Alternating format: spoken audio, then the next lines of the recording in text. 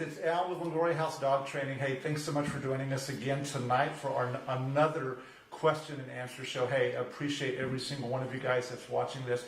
If this is your first time watching this, this format here, basically what you can do is drop your questions down below, and as you drop those questions, then we're going to be going over those things and answering them for you. If there's any question that you have at all, no matter what topic it is, definitely want to give you a ton of value by doing that. For those of you guys that don't know, this is Mandy. Mandy, say hi. Hi. There you go. Yeah, cool. You got to get over the nerves of being on stage. Sometimes it's a little tough to get behind the camera a little bit, but each week we get to practice these things, and it's just a lot of fun for us to be able to do that. Hey, thanks so much for joining us again. I'm going to be monitoring it. We're hopefully going to be making these a little bit better to where we can have monitors and all this stuff. But man, it is one big ordeal to get this to get all of this set up.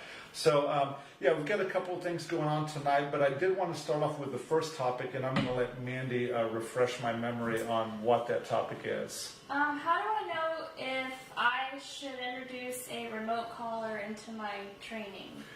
Okay, so remote collars are a very controversial tool. This is one of them. This is actually the one that we use. This is the Mini Educator made by eCollar Technologies. So when do you know?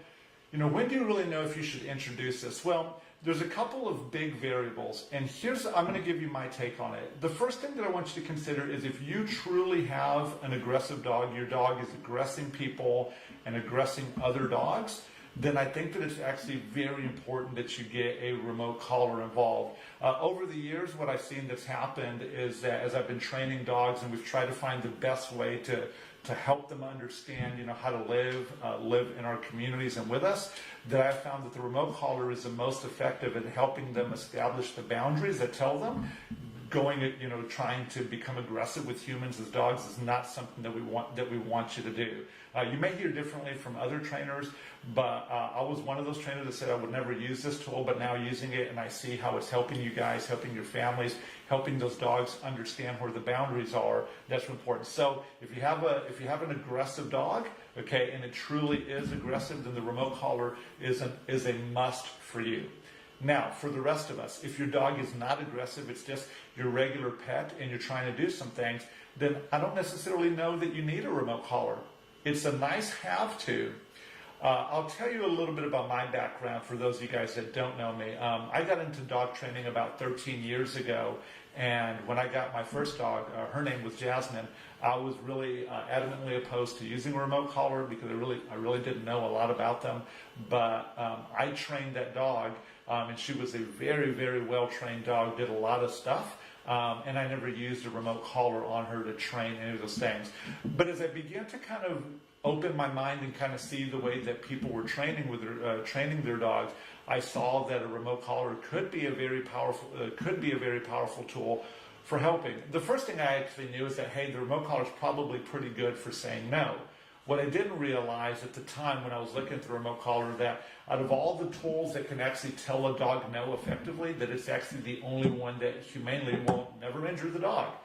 It may feel unpleasant, but it can't actually bruise, scrape, cut, choke, or do any of those things that could produce an injury in your dog. So that's part of my training background, is kind of seeing like what is the dog going to do, what's ethical, and how can I help the dog understand the boundaries.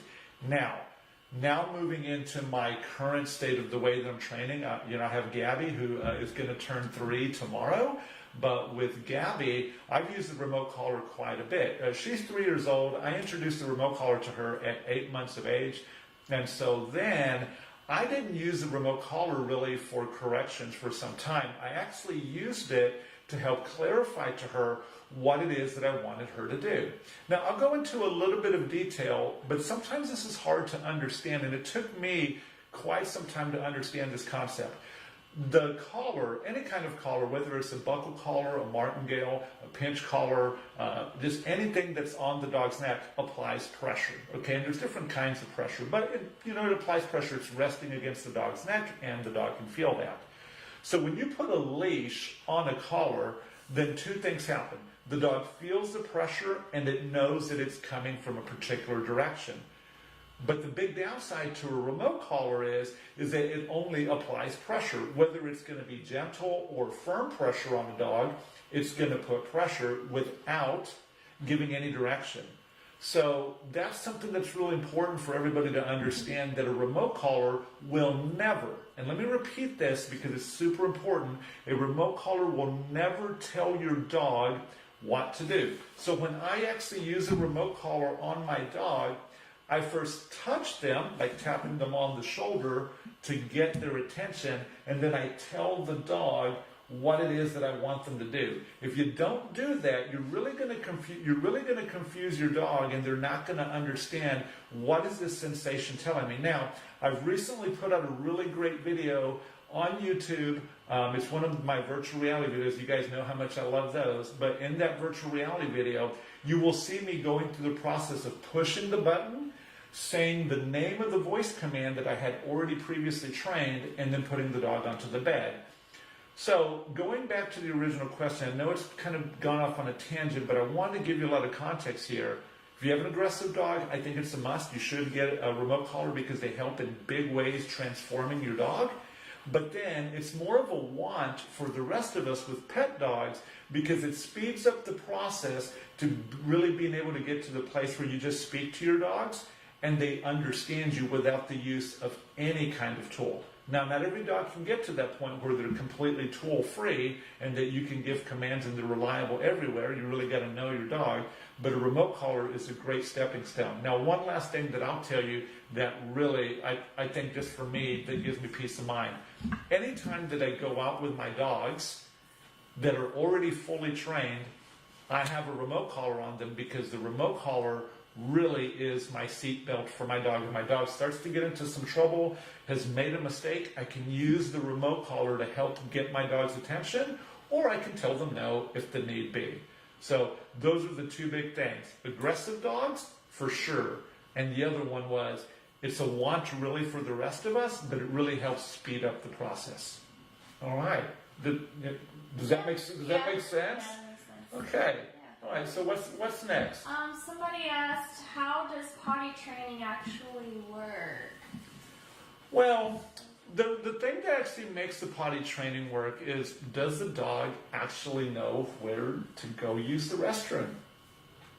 You know, that's it. Like if you guys came over to my house right now, if you come over to my house and I invite you in, at some point, let's just say that, you drink a beer, a margarita, a glass of wine, whatever, you drink a glass of water, you're going to need to go to the restroom. And so how do you know where to go? Well, you would probably use your English, right? You would use your words to be able to ask, hey, may I use your restroom? And then I would probably lead you over that way.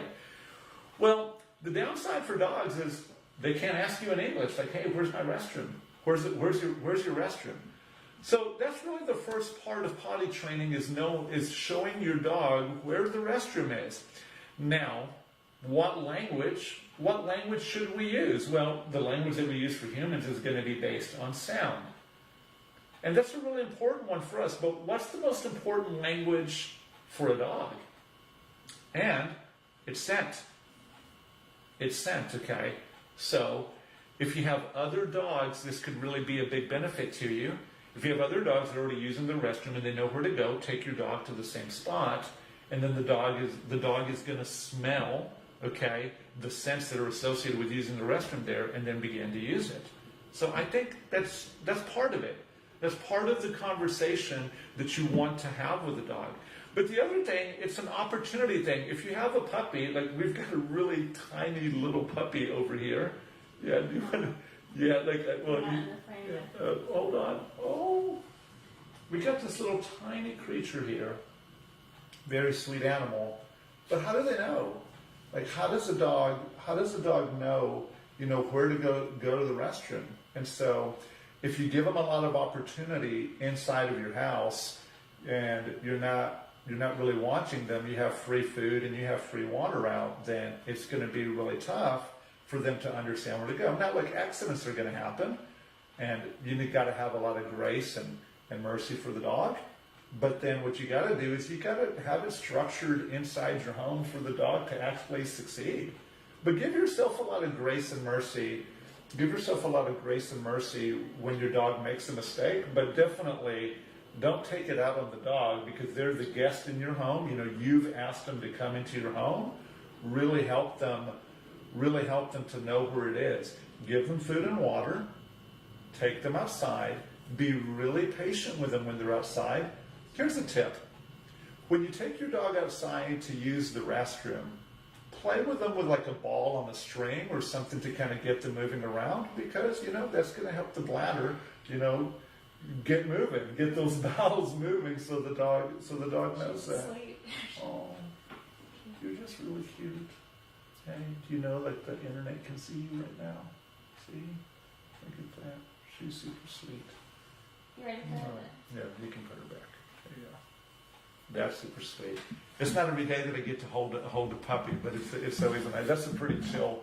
It's a pretty chill puppy right there. So, but you know, but that's the thing with potty training is that you got to make sure that the dog knows, you know, where to use the restroom. You got to teach the dog how to hold it. I think that we probably put a little bit too much emphasis on teaching the dog where to go, which I think is important, and not enough emphasis on teaching the dog, you know, how to hold it.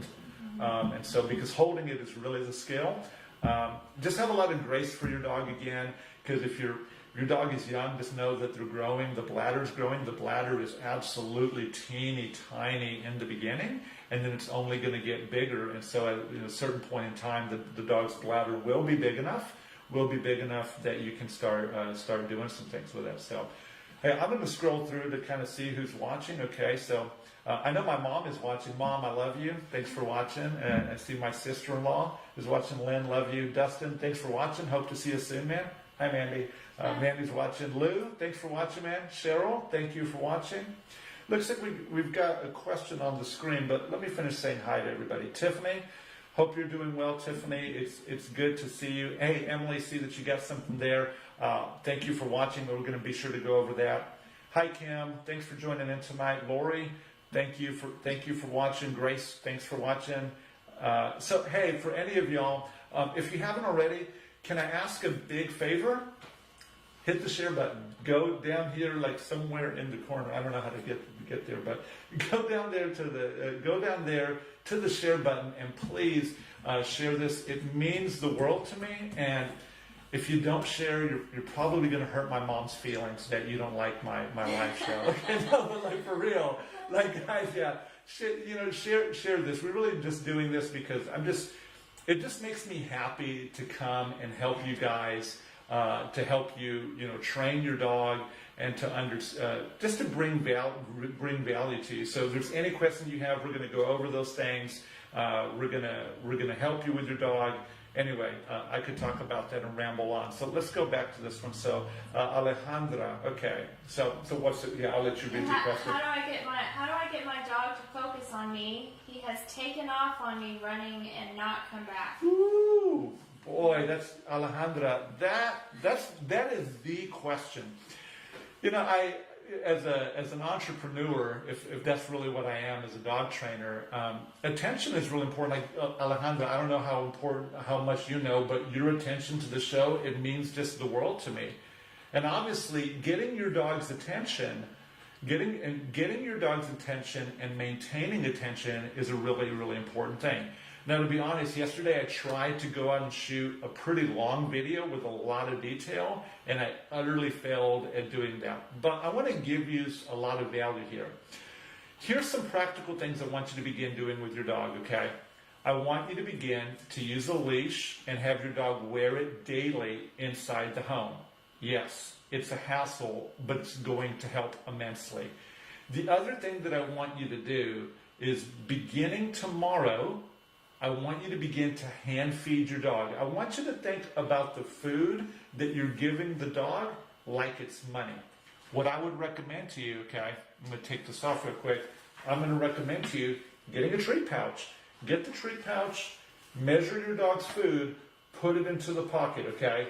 You're going to take that, and I want you to have it on your body. And you're like, well, Al, I don't want to carry food around forever. Well, I get that. But I want you to start that way. And as you have that leash, and as you have that food, as you control the dog's space, and you have the thing that's so valuable to the dog, you will become important. You'll become important throughout moments in the day, and each time that you transact with your leash and you transact with the dog's food, you are making an investment into the relationship with your dog. And the more you do that, the more important you become. Now, this is important here. Each time that you use the leash and each time that you're literally putting food up to the dog's mouth to eat, this is when I want you talking, and that's when all your commands should take place.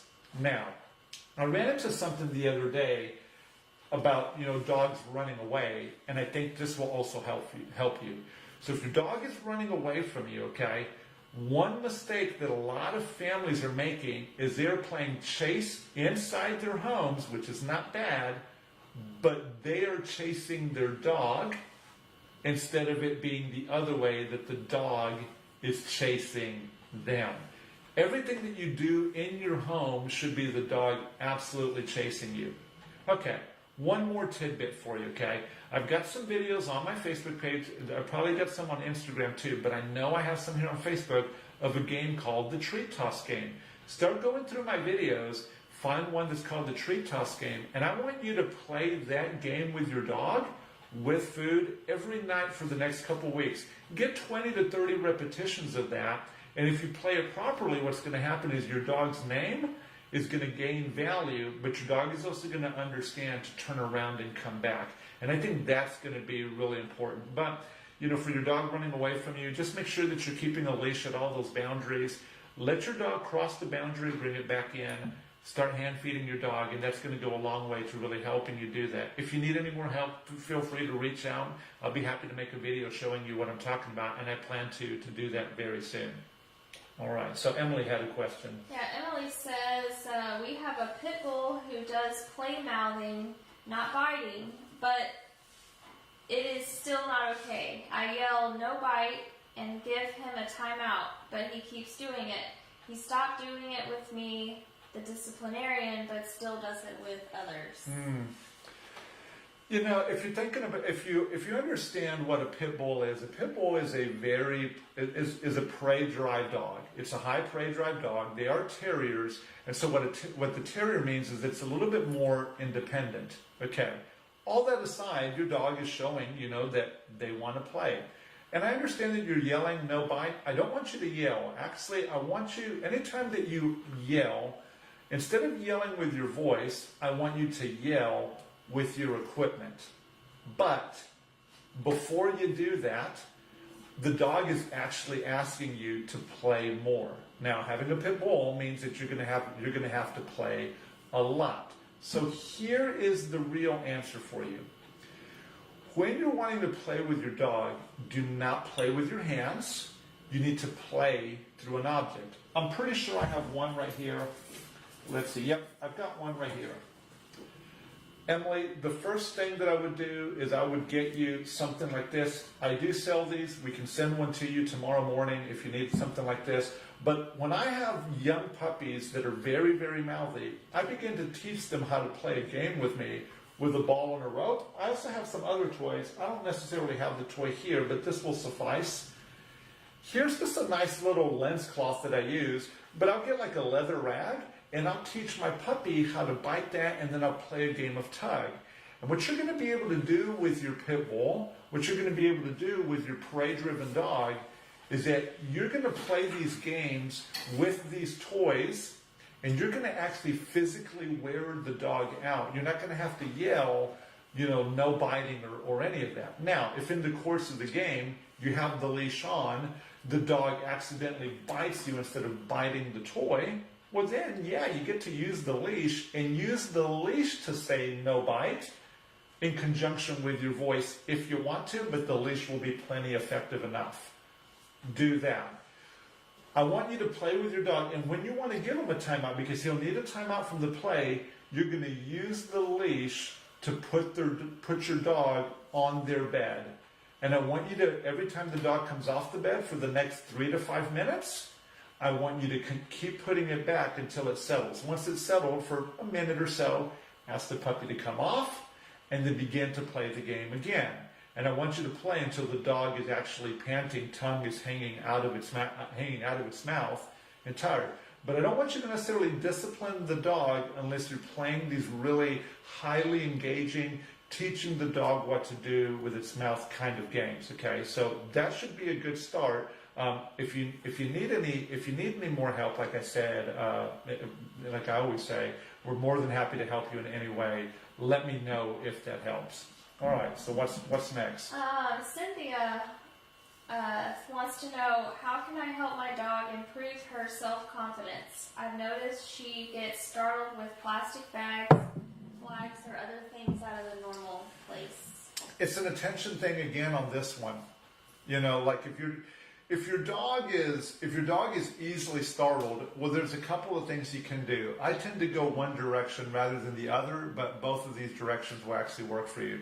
One direction that a lot of people go is they actually put the dogs into the environments where all those things are happening, and they just actually, the humans themselves begin to relax in those environments. Just think the way that it is in your home, in your living room, and how calm your dog is in there. And then, you know, things can happen, but the dog is still going to stay somewhat chill because you practice that all the time. You're in your living room all the time.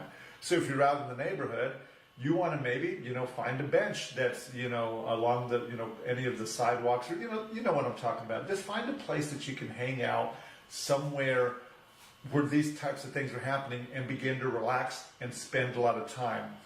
One piece of advice that I've given in the past, and I've taken it a couple of times myself, is I'll actually take my dog's dog food, I'll have it on the tree pouch, and then I'll hang out like in front of the school when the school's getting out. And sometimes there's like a little park that's close by the school, and I'll sit on the bench there and I'll feed my dog. And I make it a habit to go there for maybe 2 or 3 weeks in a row. And that's one of my dog's meals, is like, you're going to actually eat, you know, when the kids are coming out of school. And what that's going to do is it's going to immerse your dog into that. And if your dog is hungry, it's going to have to choose the food at some point to be able to do that. One of the things that you can do before the first time that you go is, if your dog likes to play any games, play some games in the backyard, get the dog running and panting a little bit for about 10 to 15 minutes. You don't want to do a lot more because it's not good to eat food immediately after heavy exercise, but get the dog a little exercise, get them panting a little bit, walk them over to where the distractions are and hang out there and have the dog begin to learn that, hey, I'm going to get my food here. I'm really going to have to concentrate on that more so than anything else. So that's the path that a lot of people take. The path that I want to take is I want to teach my high prey drive dogs that everywhere that we go, we're going to play the game that they love the most. And if I do that, and you truly have a high prey drive dog, the moment you ask the dog, hey, do you want to play? And then the ball comes out next, they're immediately, all their attention is going to be like, oh my gosh, we're about to play the most fun game in the world. What do I have to do? And so if you do that, very, very useful to help the dog, and that's a great way of getting attention. I would still have a long leash, or at least a fenced-in field, to be able to practice that in the beginning, because dogs can lose attention if something else comes into the environment. But that'll be really good for you if you do that. So take the dog to a place, introduce food, teach it how to be calm, or you can go about teaching the dog how to play a game in the backyard, moving that game to the place where the distractions are and teaching the dog to focus there. You still need the dog to settle in both places at some point, but maybe one is where the dog is settled but focused, and the other one where the dog is actually settled but like calm and relaxed. And you can go either way to help your dog. She says that he doesn't want food when they're out. Yeah, you know, the other thing you can do, and this is really very common. It's a very, very common problem that people are going to, you know, you're trying to use treats, you're trying to use food. Like, I'll tell you this, and I get it, and I'm not going to recommend that everybody do this, but here's something that you can try, okay? Go for a real walk. Like when you wake up and you say, okay, today we're going to teach you how to begin to ignore these distractions. Take your dog on a very fast-paced walk. If it's an adult and you can do it, jog with the dog and create the need for calories. Go and run with the dog, bike with the dog, rollerblade with the dog, jog, whatever you have to do. Make the dog need some calories. Heck, go in your backyard and throw the ball hardcore for half an hour. Get the dog literally worn out, come back in, crate your dog for 2 hours. Look, I'm saying 2 hours. It might be 30 minutes. It might be, no, it's got to at least be an hour if you're going to hardcore work them out. So hardcore work the dog out, they get crated for an hour. You can crate them for 2.5. Maybe even put the crate in the room, and I want you to eat the best breakfast that you've ever had so the dog can smell all that stuff. Make the dog really hungry, take them out after all that exercise, make sure they're getting plenty of water, and then see if you can offer them some food there. Try something novel. Try something really novel with the dog that they've never had before. Maybe give them a little bit of a taste of it to see if they're like, oh my gosh, I've never had that before. This is amazing.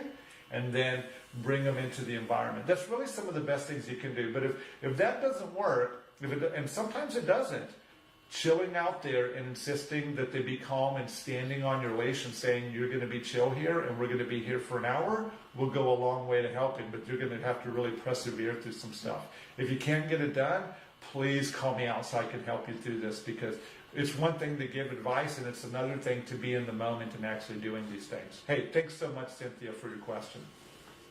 All right. Next, how do I get my dogs not to potty on my rugs? So the first thing, if your dog is actually pottied on a rug already, okay, you gotta do a good job of getting the smell out of there, okay. So call professional carpet cleaning place. If you guys are in Kingwood, Texas, I have a really good recommendation there. But hey, call a really good carpet cleaning place to get the odor out of the rug. That's so important, because like I said it earlier, if the dog is potted on the rug, there's a signal there. There's a smell command. There's a smell signal telling the dog, this is where I should go. And you really gotta I would get really absurd about it. Like, let's say that it's in your formal dining room. I see that happen so much in formal dining rooms. I wouldn't give the dog any access to that room. I would make sure that room was forbidden. Like, the dog does not come in this room. Once the dog's gone in a room, and if you don't have completely finished floors, maybe you have carpet or a rug in there, and the dog's on there, it's an uphill battle to, because you can't smell what the dog can smell. It's an invisible scent, even if you've tried to clean it out. And you can't mask scent for a dog. It just doesn't work. Their noses work way too well to be able to do that. So look, I just think that if the dog has already soiled inside the home, do your best to get the scent out of that, and then prevent the dog from getting access to that room.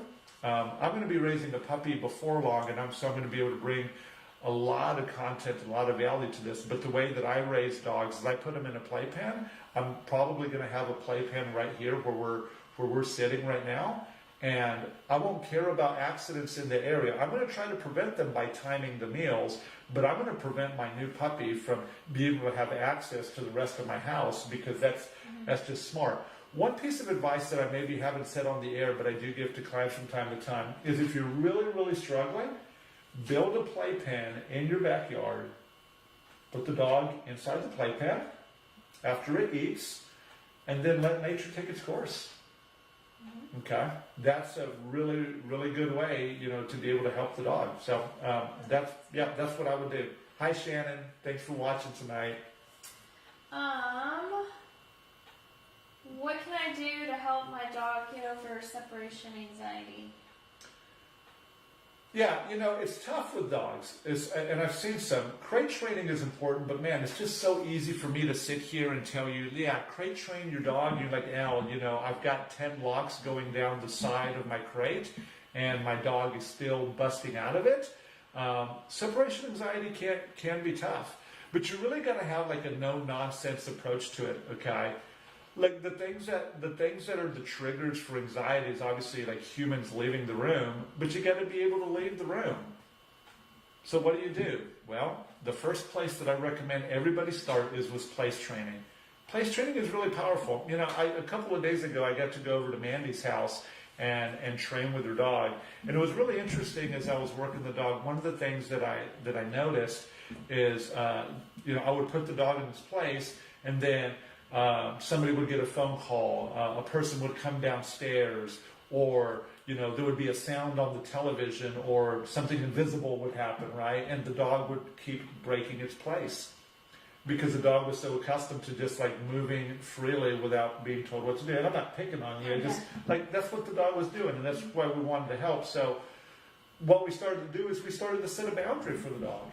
And as we began to set the boundary, I wanted the dog to cross the boundary, Mandy wanted the dog to cross the boundary, and then we just kept insisting that, hey, you know, Ranger, you're going to have to get back on the bed.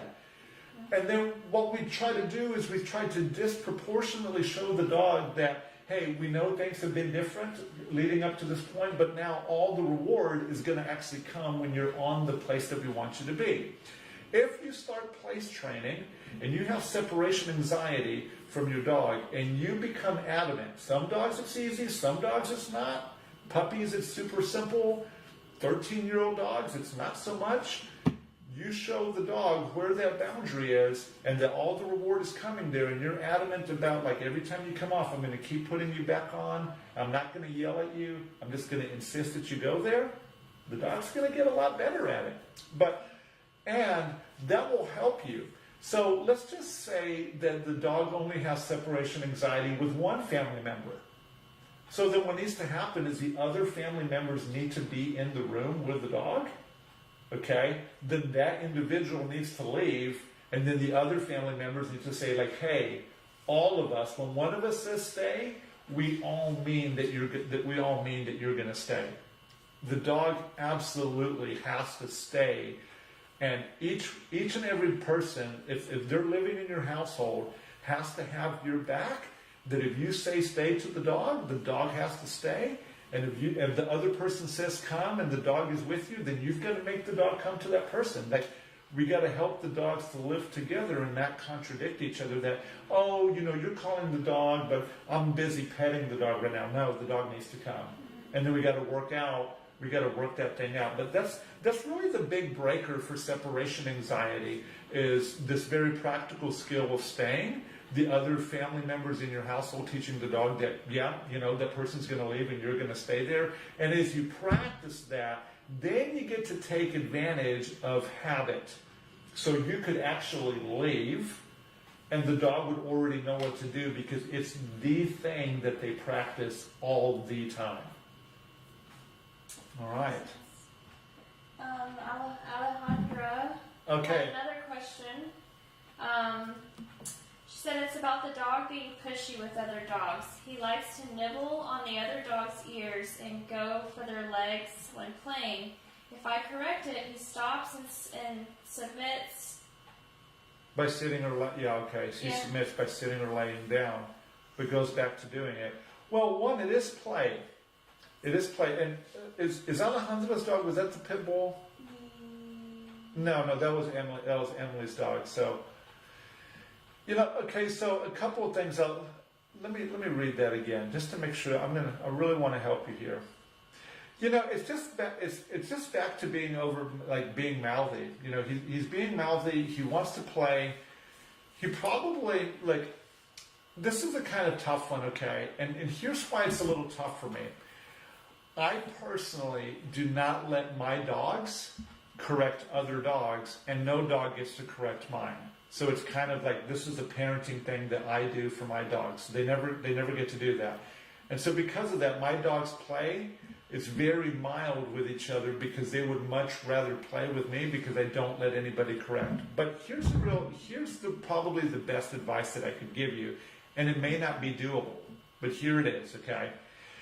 You need another dog that actually knows how to correct a dog, and it's hard to find those sometimes. But if you have a dog that is fair and knows how to correct, that dog could actually teach your dog the boundaries and be fair at it. But it's not, like I said, that's not so easy. Let me give you an alternative, and this is the way that I go, and I think that this is very doable. I honestly do not let my dogs play with other dogs.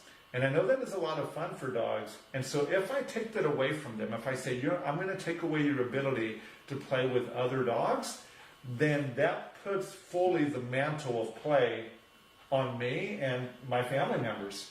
Now, I am jealous. I am real jealous for the play from my dogs. I want my dogs to have the best play relationship with me. Something I've been talking about, and I keep preaching this, is that once my puppies hit 4 months of age, I actually don't let them play with the other adult dogs until they're 2 years old. Then I give it back to them, but in that time, I have such good voice command that if I see something that I don't like the dogs doing, I can quickly nip it in the bud right then and there.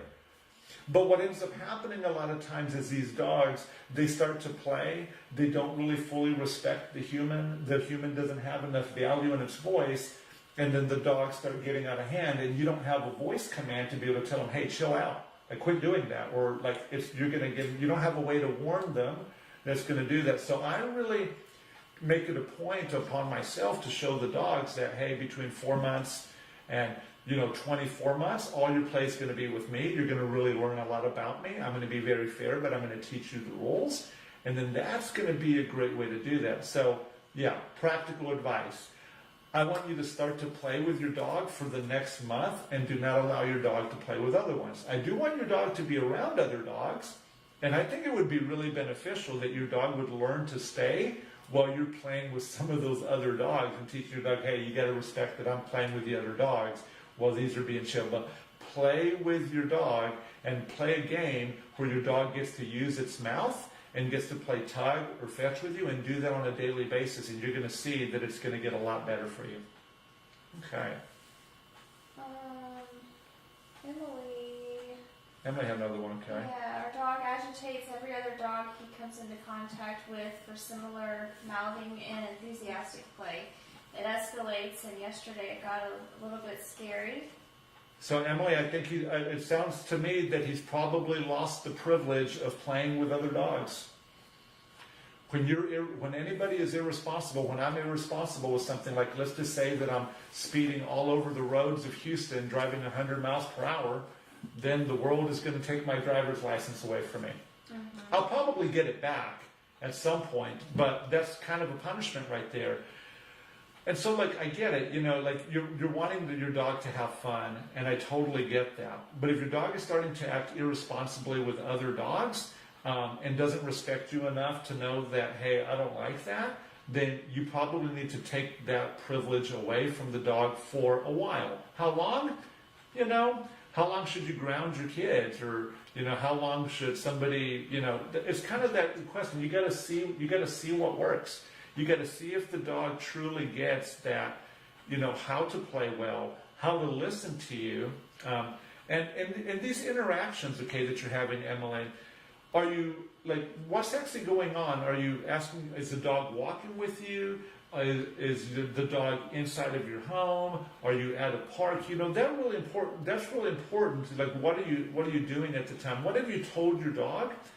One of the things that I do particularly well, and this is something I try to coach up a lot, that when I go out with my dog, I give my dogs the let's go command.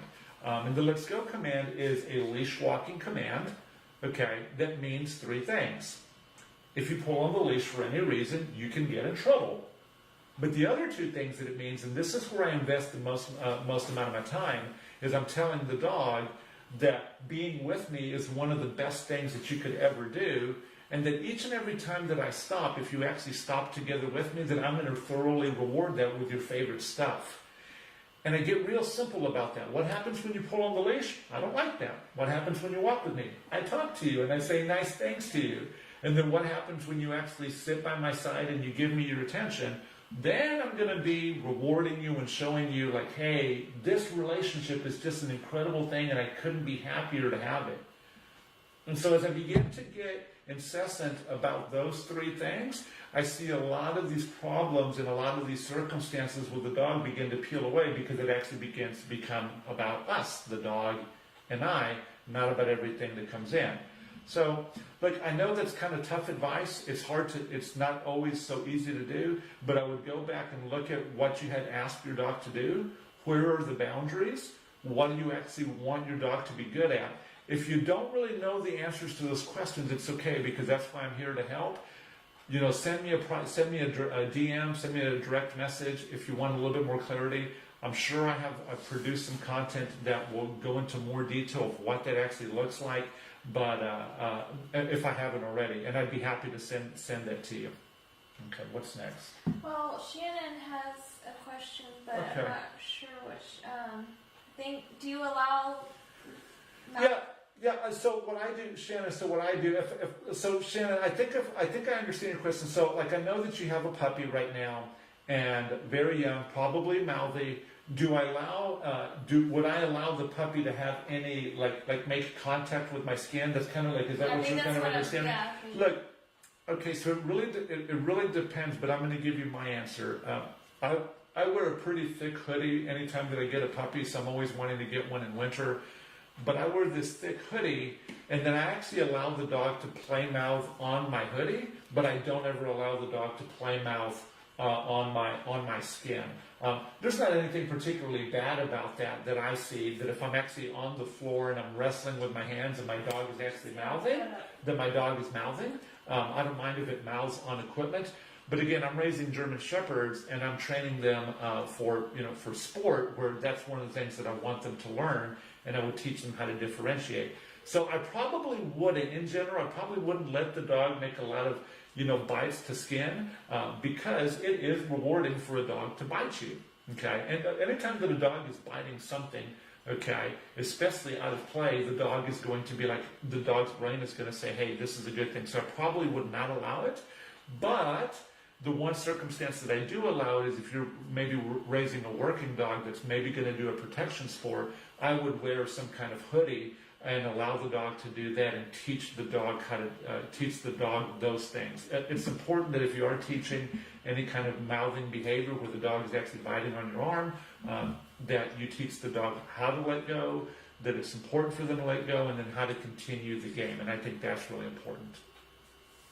Okay. When do I start training my 8-week-old Siberian Husky? So, like right now.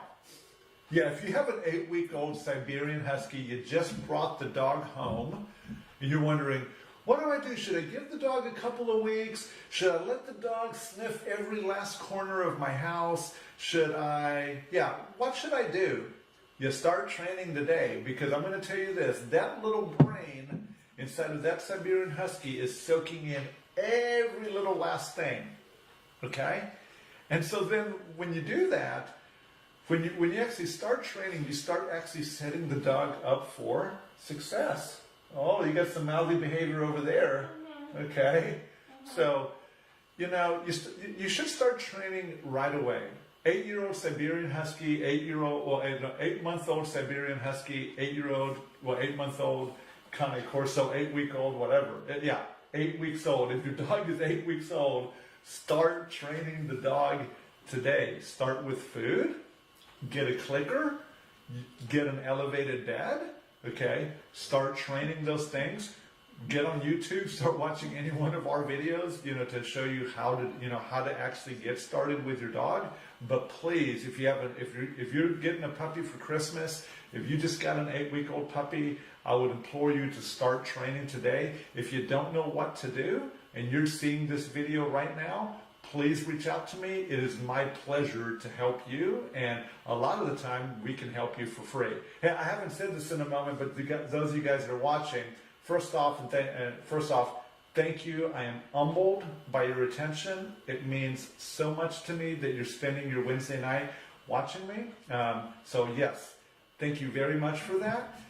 Can I ask a favor? We're a small business. Almost my entire team is in this room. We're really trying to put on these productions for you to help bring a lot of value. So can you help me out? Can you hit the share button down below? Share this content with your friends. Hey, we do a lot of other really great things. For those of you guys that have not gone to my website, it's longoriahouse.com. You can see the spelling. It's probably somewhere on the screen here. Longoriahouse.com. If you go to longoriahouse.com, we have a free newsletter where there's a whole bunch of great information that we're putting out once a month, okay? We've got obviously stuff on Facebook, we got stuff on Instagram, we have stuff on YouTube, we have stuff like, if you have an Amazon Echo, if you have one of these, we've got stuff on there. You can ask me questions directly on there. I'm the only dog trainer in the country right now that you can actually ask your Echo, for the news, and there's going to be dog training videos for you. You don't have to pick up a device or anything. You just look at it, ask it, what's my news? And I'll be there. All you got to do, like I see that there's some graphics on the screen right now. Jade, what is that QR code for? Ask out the dog. Okay, cool. Yeah, just want to make sure. Jade's my producer. She's doing it with director. Director, producer. Yes. So Jade's doing a fantastic job. She's the one that's making sure that the camera switch back and forth. But hey, that QR code, if you have your cell phone, if you're not watching your cell phone, you can just scan that. It's going to take you to Al the dog trainer. That's one of my skills. That's on the Echo. If you enable that skill, that's the skill that actually allows you to ask me a dog training question. And so when you ask those dog training questions, we're going to answer them live on this show. But then in the very, very near future, this is coming really soon, okay, you're going to be able to ask those questions and you're going to get an answer immediately when you ask that question. So, hey, at this moment, I just want to say a big thank you to Button Push Apps. Okay, Button Push Apps is a developer. They didn't pay me to say that, but I just want to say thank you to those guys for developing our skills. They're fantastic people. Hey, if you're in the market to get a skill, get an app on the Alexa skill store, Button Push Apps has done a really good job for me. I recommend them. I know that you'll be happy with them. So okay, so now that I'm done selling, do that stuff. Okay, but now that I'm done selling, what's the next question? Yeah. Any tips on crate training a very young puppy? Okay, so and I think I actually gave you this piece of advice. So here's a tip that I hadn't heard before, but I heard it recently. So if you actually have a dog that's struggling with crate training, go buy a square bale of hay and put it inside the crate.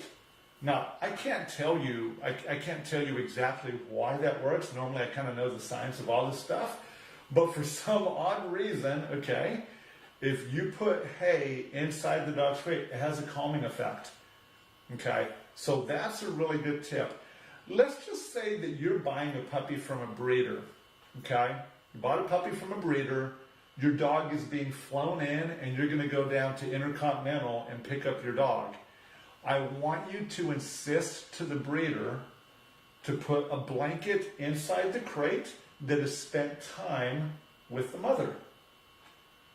And then I want you to use the hay, and I want you to use that blanket inside the crate that you've used for your dog. If you're buying a dog from a breeder, I want you to ask your breeder to actually give some of the meals to the puppy inside the crate before they ship it off, so that way it's not too incredibly stressful. Okay? Most breeders are doing that, but I want you to know that, so that way you can insist on this to really help your puppy come into your home and lower the stress. If you ever have a dog flown in, it is stressful for the animals. If you just drive a dog across our city, it can be stressful for them, especially at that young age. So these are some things that can really help. The hay can help, the blanket with the mother's scent. Oh, and then one other one that I do recommend, if you have any lavender essential oils, maybe a drop or two, you could drop that onto your hands, onto the blanket, and then go from there. Well, guys, hey, thanks everybody for watching tonight. It looks like it's about 8:52 right now. It's a good point to wrap up. Hey, we just want to say thank you to everybody that's watched tonight. We really appreciate each and every one of you guys. Thank you all so very much. And do you want to say anything? Yeah, you want to say bye? Okay. No, bye, guys. Y'all have a good night. We'll talk to y'all later. Take care.